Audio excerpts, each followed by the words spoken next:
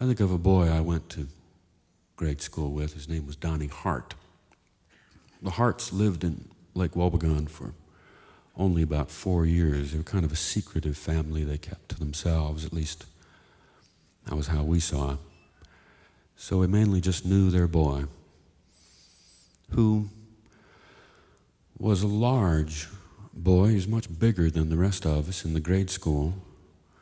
He was, I suppose, about 5.5 feet tall. He was rather heavy. He had a thatch of black hair. And he spent all 4 years in the 5th grade.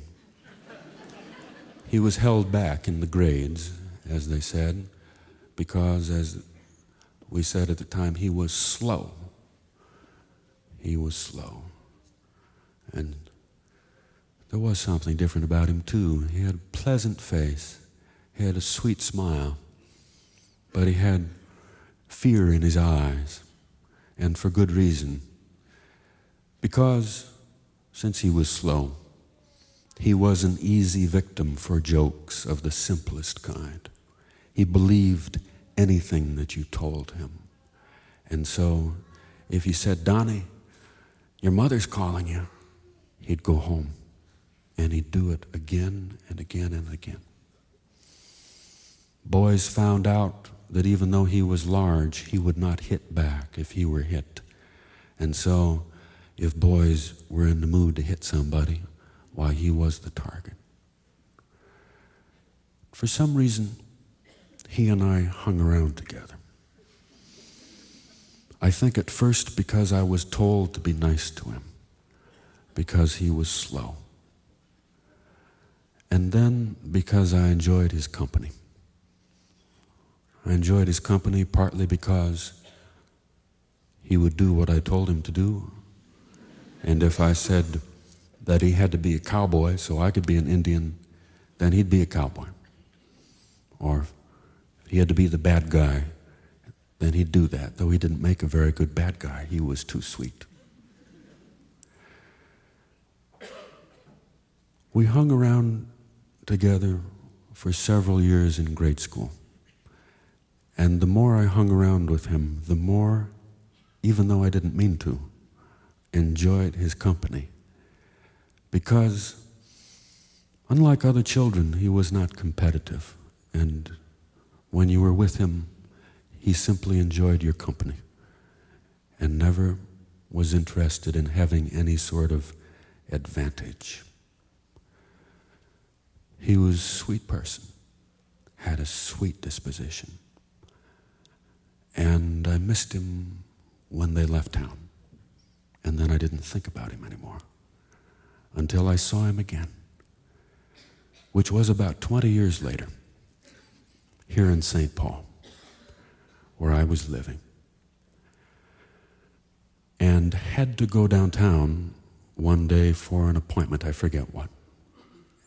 But I remember that I put on my suit, so it must have been important. It was a cold day, and it was raining.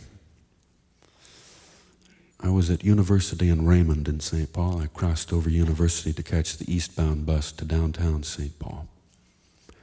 And I noticed coming up the street a group of people whom I knew, even at a distance, were grown people and were retarded, which I could tell by the way that they walked, a kind of a loose gait, and some of them shuffling. And also by the fact that they didn't move stiffly as we do. They made sudden movements toward each other. They looked like kids, except they were grown up. Retarded people. And they were headed for the bus stop. Now, I've always felt uneasy around retarded people, which I'm sure is normal for those of us who aren't around them very often. And which I'm sure has to do with the fact that we feel that intelligence is the fundamental part of being human. That our minds, what we think and what we imagine, that's us, our minds. At least that's what we think. And so when we see these injured people, we feel pity for them, and we feel uneasy around them. And so as they moved into my doorway, I moved out and stood a little ways away until the bus came and we lined up at the door. And then I saw him. He was there. He was one of them.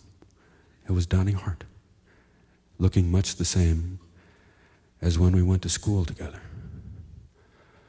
which amazed me to see him after all these years, but amazed me even more because I had never known that he was retarded, that he was so different from us, you see. I never realized that when we were kids. I said hello to him. I don't think he knew who I was, but we talked a little bit, and then we got on the bus. And then an amazing thing happened that I've never been able to describe to people. As the bus rumbled along, all of us towards the back, standing, holding onto the bar, the combination of meeting my old friend and the fact that they acted like children. They were teasing each other. One man was pulling a woman's pigtail. She reached around, swatted him. And the way they talked and everything. And also the smell of wet clothing and the fact that we were all on a bus. Suddenly I felt that we were all children and all on a school bus together.